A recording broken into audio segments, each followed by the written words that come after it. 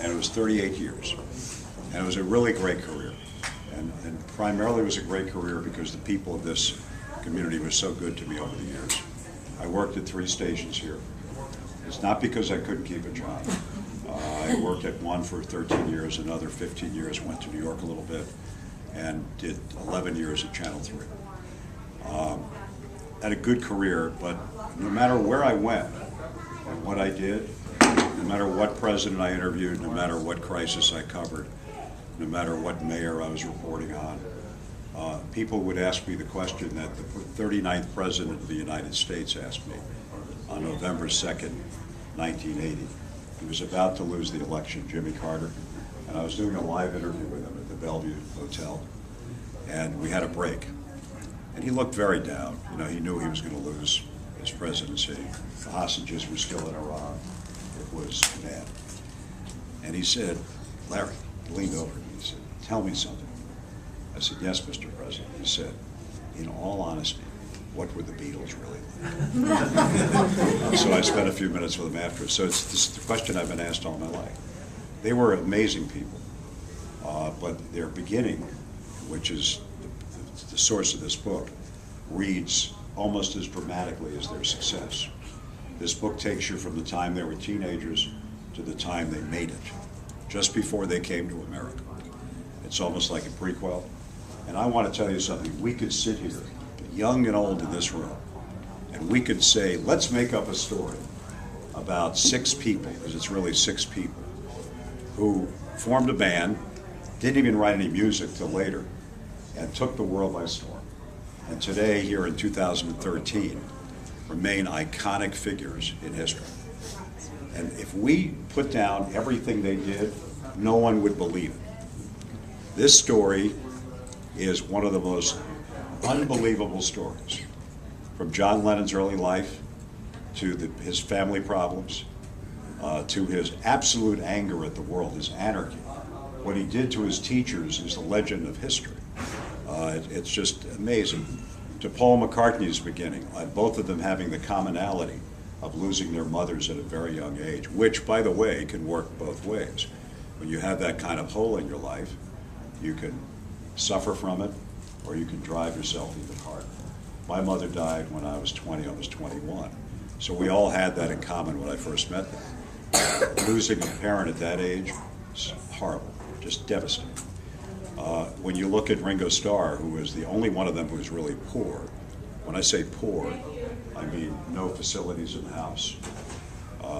His mother kept a piggy bank even long after he became successful because she was convinced it wasn't going to continue. She kept telling him the bubble's going to burst. I'm going to save money for it. To George Harrison's unlikely start, as the son of the driver of the number 81 bus in Liverpool, whose father actually drove him and his friends to some of their early concerts in that bus, public bus, to the fact that there were 250 boy bands in Liverpool at that time, and they were very good. One of them, Billy J. Kramer, is still playing today. Another, Jerry and the Pacemakers, was very successful, but many of them were not. And so what you have in this story is the intersection of fate, high energy, and without question, the most extraordinary luck of any 6 people I've ever seen. The people. John Lennon, the first chapter in this book, after a long prologue, is called The Milkman. He would deliver milk on the mornings when he was a teenager at 5, 6 o'clock in the morning. By the way, he used to have milk delivered here at homes, even here. He was a sarcastic, angry young man who couldn't wait to get to school and literally torment his teachers. He would draw pictures of his teachers in ways you'd never want your picture drawn. He was a outlandish protester. He called himself an anarchist, and he used to hold forth at a place called You Crack. You can sit down and relax. A public place where he would have the war room. Like Churchill did, he had his own war room. And he sat around with some of his friends, and he talked about how they were going to change the world. And he was very serious about it. He had small eyes, very glaring. He screamed at me one night on the airplane when I told him I had entered the U.S. Air Force as part of my military obligations during the Vietnam era. And he screamed at me for going into the Air Force, and he said, whispered to me, I want you, when we get to New York, I want you to get a passport, and I want you to fly to England. We're going to employ you and get you out of this country. And I said, John, I'm touched, but I'm not going to leave my country. This is my life. And he said, I'm not going to see you killed. And I was just touched. But then we argued about it, and the argument was not very pleasant. He was a person who was insanely in love with women, but who in the latter part of his life became a feminist because he learned and he studied and he found out how women were treated in America and around the world. In his childhood, he formed this band called the Quarrymen. They were bad. He was the only one who had any talent. And unfortunately, for better or worse, when they entertained on the back of trucks, which is what they did, the kids and the girls would run after him, and the boyfriends of the girls would try to kill him. And they had to hide him in houses. The other group of the Quarrymen were people like the young people here today. They played music, skiffle music, on washboards. Those of you who've never seen a washboard, it was a board with metal on it, and you would wash your clothes on it. And it worked pretty well for my mom, when I was growing up. And you scrub the clothing on it, then you dried it out on a line outside. You still see occasionally a clothesline here or there, but not too much. He had a neighboring group next to his house. His mother was lovely. She was very musical and helped him a lot, but she was in love a lot. She had 2 other children, not from his father. He lived with his aunt Mimi, who was tremendous disciplinarian. He was so scared of her, it was unbelievable. And once or twice a week, he would climb over the back fence to an orphanage. And the orphanage was called Strawberry Field. And this really happened. He told me about this a long time ago. He went to the orphanage to play with the kids there. And he really liked them. And they liked him. John's coming. And he would come back over the tree into the backyard, and Mimi would be waiting for him, saying, John, you can't do that ever again. And he would say, Mimi, it's nothing to get hung about. Which, as you know, is in the song. And this is the way he was. He wanted to see people. When he came to Philadelphia in 1975 to do the weather on Channel 6 with me and to do a charity weekend, if you go on Amazon or my webpage, you will see, sorry. On my webpage, you will see a video of John doing the weather on Channel 6. By the way, nothing's changed there. It's the same weather map all these years later. But he took the decals off and kept throwing them around the studio. When he came to Philadelphia, he took the subway in New York to Pennsylvania Station to the train to here. He wanted to be with people. If he were alive today, his best afternoon would be sitting and talking to. That's the kind of person he was. He would rather spend time with people he didn't know than to travel with the so-called posh and famous, because he saw the real nature of people. And that's why he always will be my favorite. Ringo was lucky. There's another Beatle in here named Stu Sutcliffe, who was John's very close friend, who died an untimely, tragic death after falling in love with the love of his life. And of course, Paul. Now, Paul met John in 1957, and everybody describes it this way to me. Honestly, I only found 6 people who were there. They claimed he was riding his bike.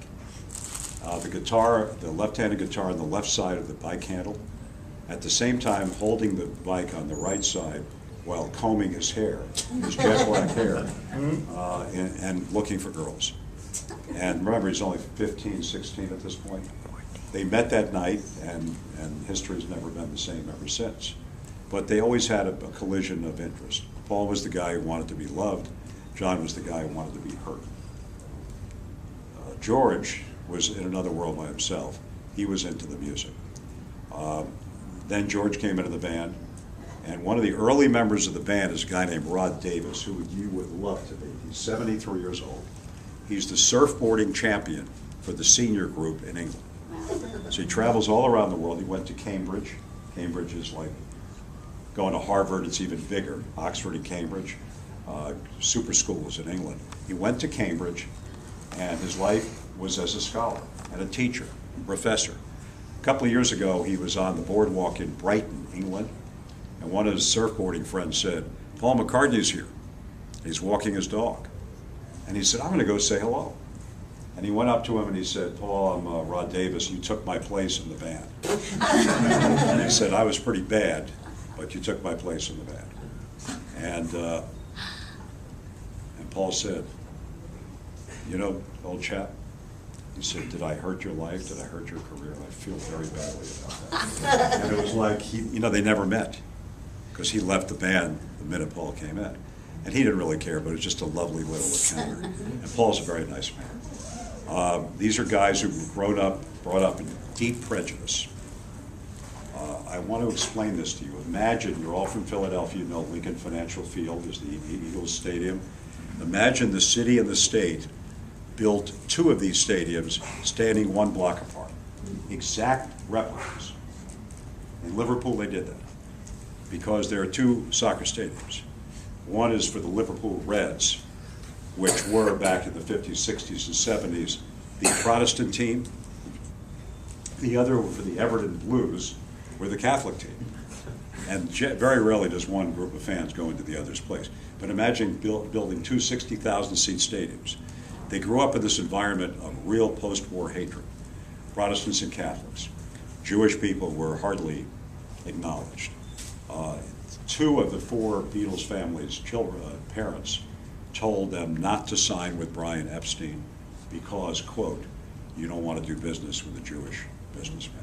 Ironically, they outgrew that because Paul married two Jewish women and Ringo married a Jewish woman. And so it's kind of interesting that their lives unfolded that way. And Neil Aspinall, their number one manager for many years, married a woman named Susie Ornstein from California. So people grew. They grew out of it. The hatreds that existed there were amazing. Blacks in Liverpool were not given any opportunity to do anything. And get this, imagine you're 17 years old, okay, 18, and you see a group of black entertainers, and they're called the Chants, C-H-A-N-T-S, and they're founded by a guy named Joe Ankra. And Joe tells me that they couldn't get arrested, they couldn't get a gig for a buck or two, and they were very good.